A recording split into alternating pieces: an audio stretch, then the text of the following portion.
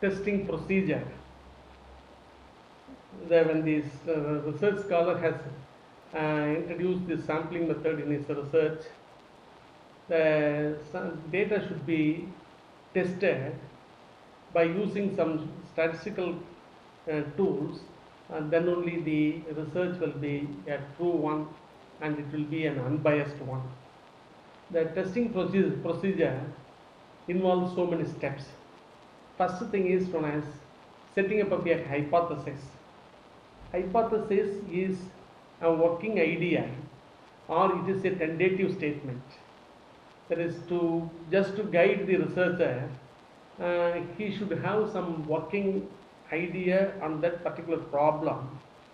This hypothesis may be formulated by observation or by analyzing the previous studies or from the statement made by some relevant authorities, or in some cases when there is a controversy we can take it as a hypothesis also. Hypothesis is when we are having a systematic hypothesis, the hypothesis is known as an alternate hypothesis. For every alternate hypothesis we should have a null hypothesis. Null hypothesis is just to reject. When the hypothesis is true, we have to reject the null hypothesis. When the hypothesis is wrong, we have to accept this null hypothesis. The hypothesis formulation is an important step in the testing procedure. It is just like a judge in the court of law is hearing the argument of the defense counsel that the person has not committed the crime. Contrary to that, the prosecution may argue that the individual has committed the crime. By listening the arguments of the defense as well as the prosecution, the judge has to come to a conclusion. That conclusion is considered to be a fair and a just conclusion. From that he can give his judgment. Similarly, in research, the research scholar should act as per the norms, or just like a judicial magistrate, he has to accept the correct thing.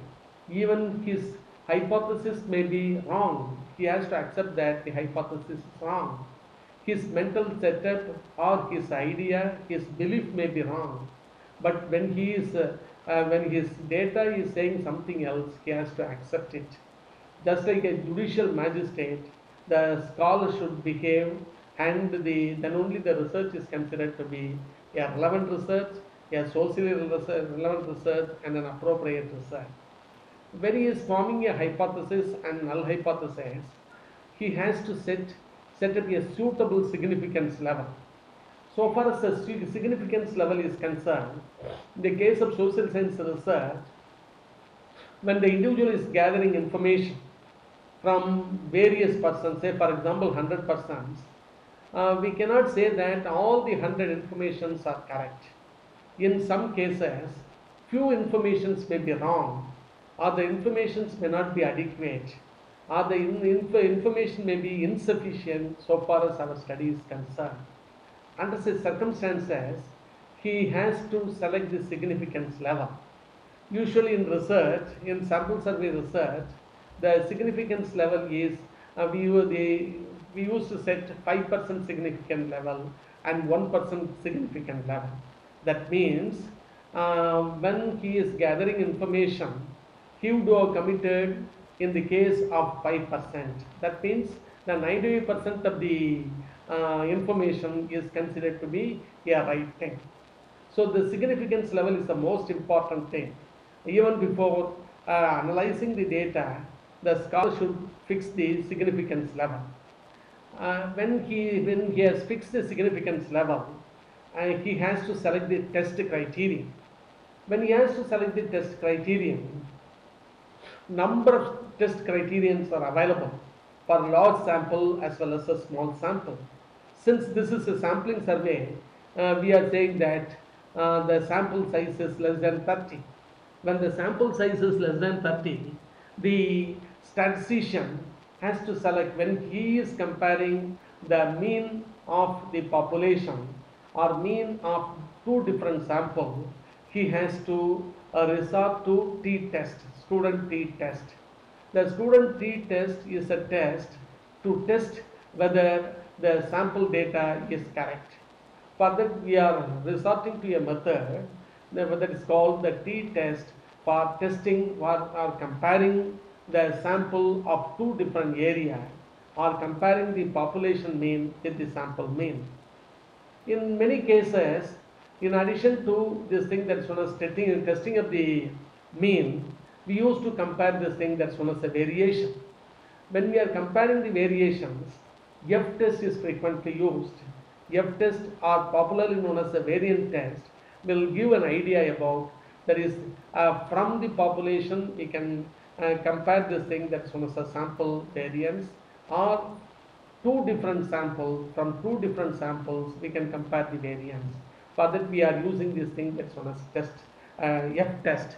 In most of the social science research, we are having qualitative results. We are interested in having some qualitative thing. For that, we are having the significance test. For that, we are using this chi-square test, the goodness of fit. When we are, that is, whether the sample data is correct, whether this is fitted to the population.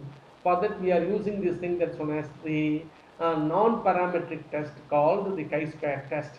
When we are using this chi-square test, we can say that whether the test is significant or not. Here, the statistical tools and other thing, the sample results, by using the computer or calculator, we can get the numbers. But the numbers cannot give the complete picture in the social science research or in the behavioral science research. For that, we have to make decision. Depending upon the circumstances, the scholar has to take the decision. So decision is taken based on the sample results. In the testing procedure and testing of hypothesis, the statistician, the research scholar may commit errors. These errors are known as type 1 error and type 2 error.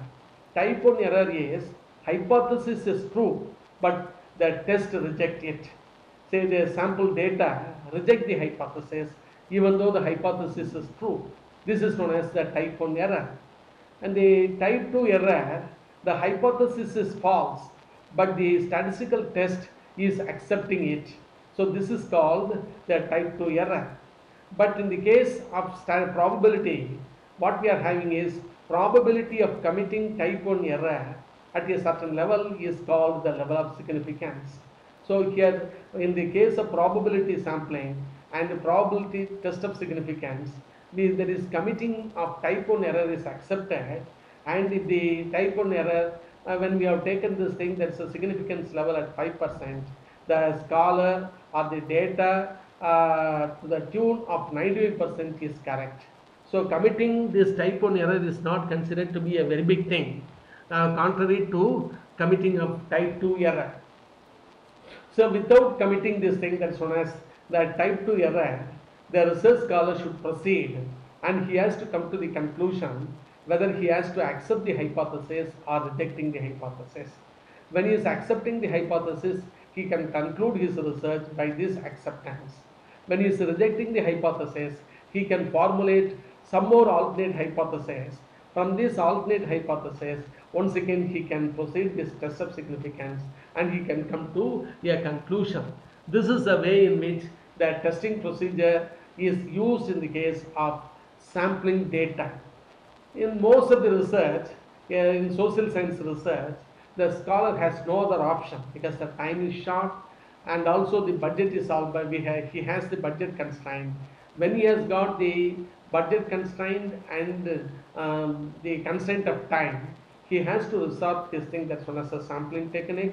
When he is doing research with the help of the sampling technique, the test procedure should be adopted. By adopting this test procedure, he can come to a correct conclusion.